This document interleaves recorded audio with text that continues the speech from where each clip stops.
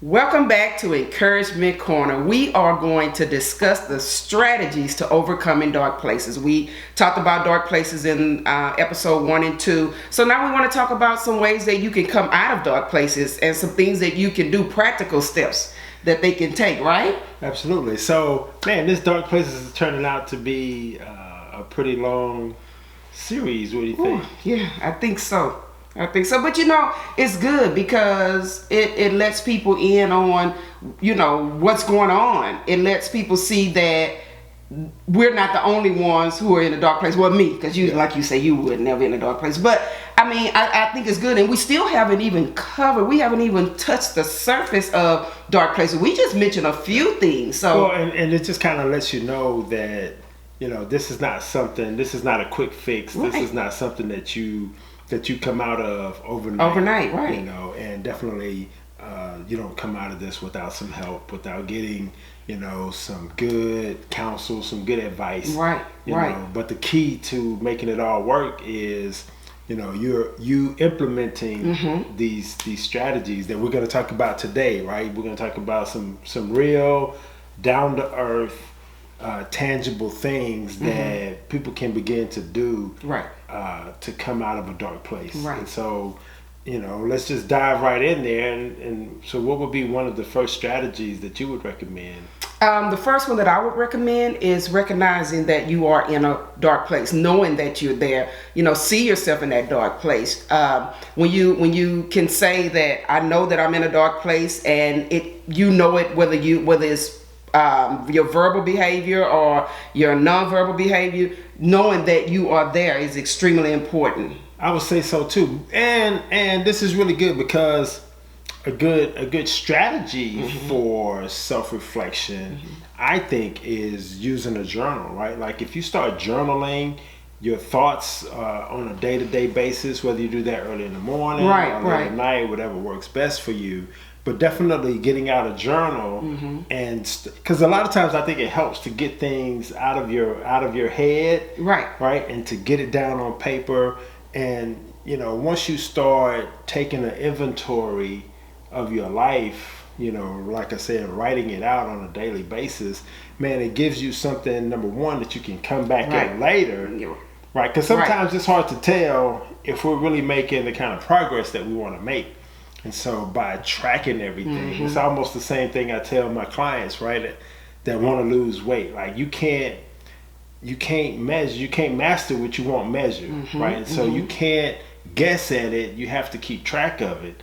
And so a lot of times with self-discovery, right, journaling is a great way to kind of keep track of where your thoughts are for today. Like something happens, why did I feel that way about this thing? You know what I mean? And it's a way to release. I mean, you're whatever is on the inside of you, when you're writing it down, it's really coming out of you. That's why I say you got to get it out of your head. Yeah, you're not holding that in, because that's where you get in trouble, when you hold everything in. So, and then with the journaling, it's you, God, and that paper. Right. Nobody else. So you can be as open as you want. You can be as real as you want. You can say whatever it is you want to say. Write it out, word for word. Yeah. So it does become a form of therapy. Definitely. It's kind of therapeutic in a sense It is. to get that stuff out and to say exactly what you want to say. You don't have to worry about how it sounds or how somebody else is going to receive it.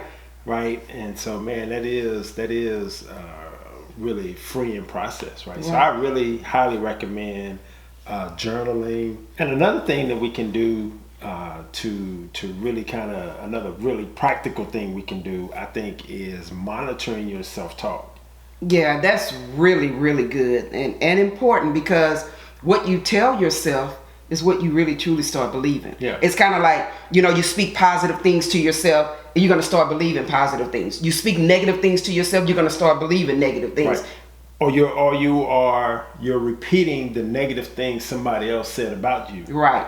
And so when you come into agreement with that, and then you're going to start living out, those negative things that people said about you. Well, and the Bible tells us that you're ensnared by the words of your mouth. Death and life is in the power of the tongue. The power of the tongue. So you don't want to put yourself in a position inwardly to start believing those things, because your subconscious picks it up and it holds on to it. So you have to speak positive things to yourself. Self, you are love. Self, you are fearfully and wonderfully made.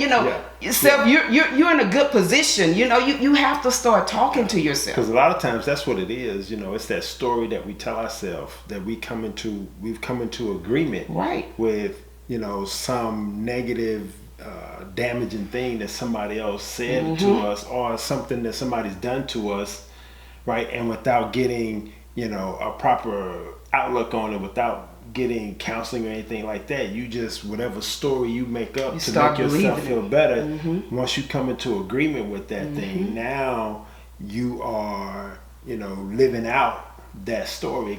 We talked about that before, it becomes a self-fulfilling prophecy. So, while you're journaling, along with that is, like listening how you talk to yourself. Yeah, because I used to always tell when we were in class, I would tell my students, don't speak negative things about yourself. If they said that I can't, I say, yes, you can. I said, don't say that you can't. I don't even want to hear that you can't. Tell me that it's challenging. Tell me that you've never done this before. Right. Tell me that it's a difficult task to achieve, but you're going to try, you're going to do your best. You see, it's still positivity flowing from your mouth, and you have to learn how to do that with yourself. You cannot allow yourself to be caught up in a situation to where you're constantly speaking negative to yourself, or you're constantly believing what somebody else said about you. Because if somebody says one thing, if someone says something negative to me about me, immediately I turn that into a positive. If someone tells me, well, you can't do this, Sandy, you can't do that, to myself I'm saying, oh, okay, I'm gonna show you. Yes, I can. Yes, I can. Yes, I can. I will. Now, I may not want to,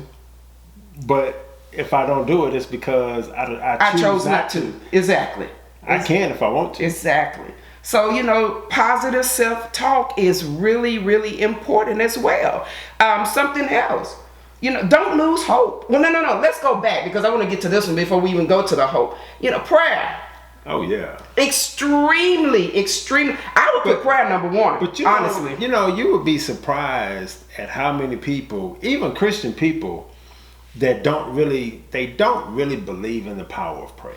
Like most people that I've come in contact with, a lot of people we talk to, if somebody's dealing with a real issue, right? And of course we're gonna tell them to pray about it, and they may not say it, but it kind of looks on their face like, really, like you don't have anything else for me, like that's it, just pray. But man, prayer is powerful. People, they kind of blow you off when you talk about prayer, right? But they don't realize that is like you said, this really should be number one. It should be number one, right? Taking your problems to God in prayer really should be number one. But then when you take your problems, or that dark space that you're in, that dark place, when you take it and you give it to God, you got to give it over to Him. You can't hold on to that. A lot of people say, you know what, I asked God to deliver me, I told God to take this away from me, and I gave it over to Him, but I'm still dealing with it. I'm still suffering. But you know why? You know why you're dealing with it? Because here's the illustration that I always do. I'm gonna get a pen. So this is my problem. This is my dark place. This is where I find myself having the most difficult in. And I'm going to go to God and I'm going to say, God, I need you to take this away from me. I need you to deliver me from this. I don't want to be in this place no more. Take it away, God. So God, here you go, God. Now we gave it over to Him, right? Right? Well, some of it. We held on to a part of that. Whatever that little small part is, we held on to it. We didn't give it all over to him, because if I gave it all over to him, when I say, here you go, God, take it, I release it all, it's gone. God has it, and he's going to do what he's going to do with it. But a lot of us want to hold on to a little piece of it, and then that little piece that we hold on to begin to grow again, and it begin to fester, and then it get turned into something else. Because whatever that little piece is, it's still in you, and it'll take root again. And it's because you only chopped off a part of it. Right. You didn't give God all of it. He wants all of it. In order to deliver you, he has to have all of it. Otherwise, so okay, you know, I'm gonna always think, okay, what does that, like, how do I know that I have truly given something over to God? I can only talk from experience. When I know that I have given it up and given it over to him, it no longer has a hold on me. Yeah. I no longer feel like I'm burdened and I have a heavy weight on me. My insides literally feel light, and I feel free. And then I have a sense of joy and peace. Like in my mind, there's so much peace that nothing around me would affect me. And it's really an indescribable feeling, because when you release it, that's a heavy load off of you. Yeah. You know, and so now you begin to, when you're responding to certain things, you know, you respond differently. You know, you're no longer this person who is confused and tainted by the dark places that had consumed you before. So you begin to respond in a more positive way. Yeah. You know, your actions become more positive. You know, you're more pleasant to be around. Your outward behavior begins to change. And when that happens, and even if something triggers you, you don't fall prey to that. See, so I would say, in how I would describe it, because you're absolutely right. You know, let's say if your issue was with the person, Mm-hmm. right, and you've been praying about it, then to me, like, one of the ways you know that you are moving past it, That person is, can no longer get under your skin. Yeah.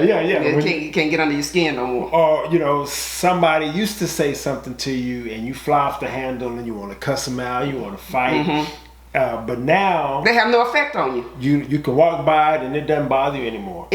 And I can just in my own life, I can remember how, and you know this, like whenever we were having financial challenges, like it would really get me down.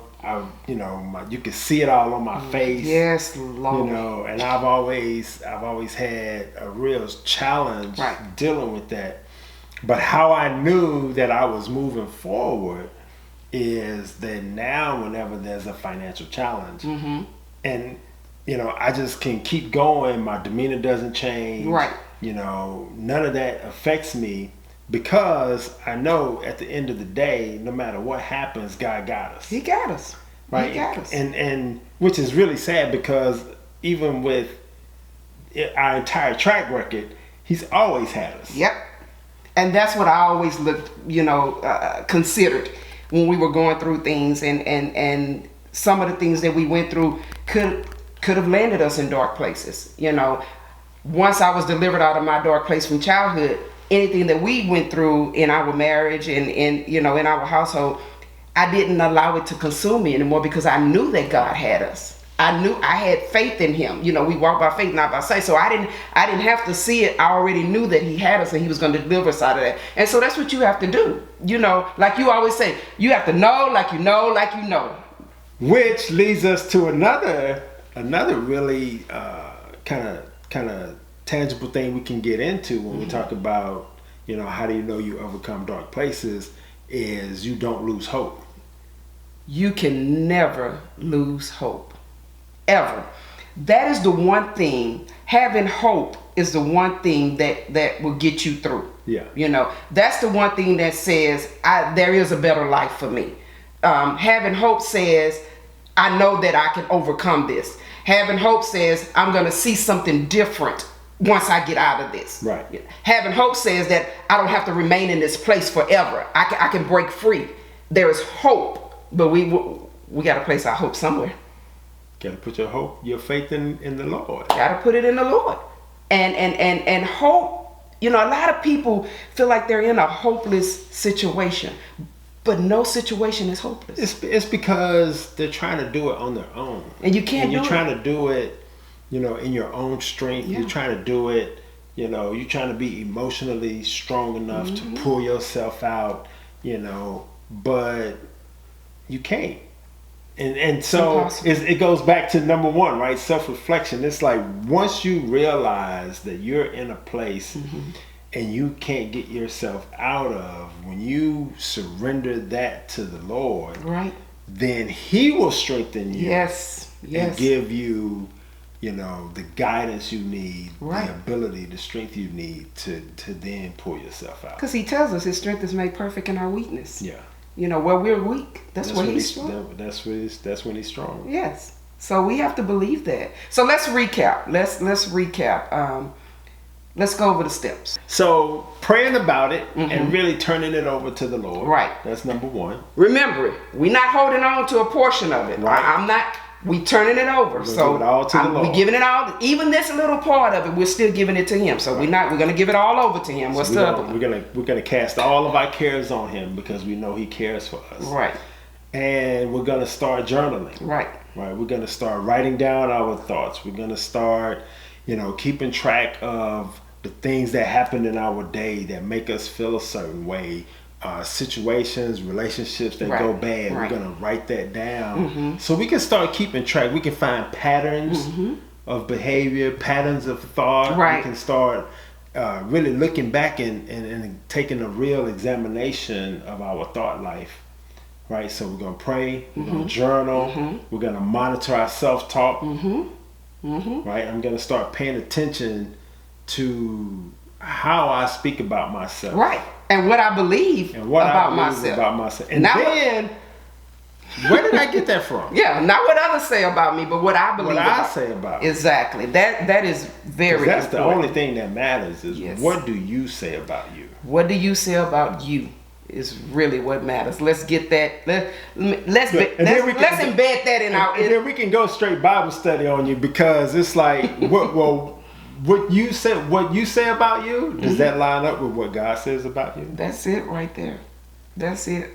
And that is so powerful because God, He says nothing but great things about us. He says you are fearfully and wonderfully Yes. made.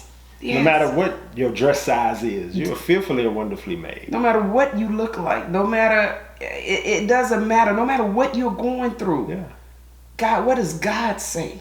So you have to believe that. What does God say about you, and what do you believe about yourself? You can start journaling tomorrow. You can Right. start praying now. Right. Right. And so these are things that you can really implement into your life right away. Right. And then we'll leave the last one kind of open, right? As far as being able to get help, to get counsel. Right. Professional counsel. To get or just to godly get godly counsel. advice, Yeah. to get godly counsel. You could go to your pastors. I mean, a lot of churches have resources for things like that, and they can go to their pastors or their churches to get help. Right, definitely. And just having, some godly counsel, right? Right. Some people that are going to advise you, but from a biblical standpoint, Right. from a Christian perspective. Right. Right. And so I think, man, and if you don't, if they don't have that, if you guys don't have that, you can always, Yes. reach out to us, and we just want to make ourselves, available Right. to the people for that. So, we definitely, we want them to reach out to us. And so in order to reach out to us, you can contact us via Facebook or email. Our contact information will be in the description below. So don't hesitate. Don't hesitate. If you don't have anyone you can go to, if you don't have a church home where they have the resources, please reach out to us. You don't have to go through this alone. There are so many steps to this, and it's a process, and you have to be willing to go through the process. But again, you don't have to do it alone. We are here. And I think that's something that we really want to emphasize with people, right? Like, it's not men. As actually, the Bible tells us, right? It's not good for men to be alone. Like, God never intended for us to do life by ourselves.